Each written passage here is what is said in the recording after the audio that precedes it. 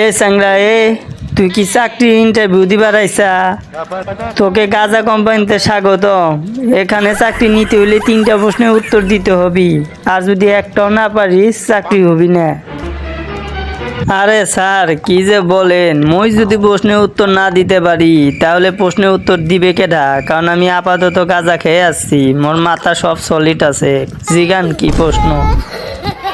মোর প্রথম প্রশ্ন, বচ্চু বলে তো কোন দেশের প্রধানমন্ত্রী পরকিয়া করি ধরা খাই তার বাতারের সাথে পালাইছে?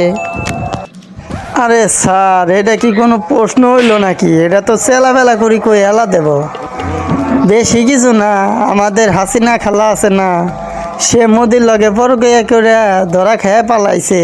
তো আমার প্রশ্নের উত্তরটা কি হলো? হালাই তো প্রশ্নের উত্তর দিয়ে হালা দিল রে।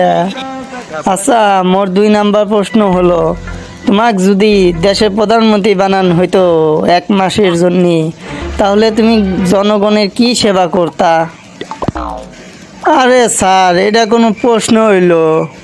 মোক যদি দেশের প্রধানমন্ত্রী বানান হইতো তাইলে মুই প্রতিটা গাঁজা খুরের ঘরে ঘরে গাঁজা সাপ্লাই করে দিতাম একবারে ফ্রিতে, যাতে তারা গাঁজা খেয়ে দেশের জন্য কিছু করতে পারে, কারণ গাঁজা খাইলে মাথায় বুদ্ধি বাড়ে।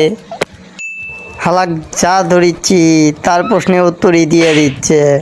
আচ্ছা মোর 3 নাম্বার প্রশ্ন, যদি পারো তাহলে চাকরি হয়ে যাবে। আচ্ছা বল্টু, আমি যদি তোমাকে চাকরি না দেই তুমি আমার সাথে কি করবা? হুমন্দির পুত কয় কি রে, তোকে তো পাড়া দে মারিয়ালা দিব। ও থুকু স্যার আপনার সালাম করি সোজা চলি যাব। তোমার চাকরি হয়ে গেছে, তুমি এখন নিশ্চিন্তে বাড়ি যাও, কালকে সকাল থেকে জয়েন করো।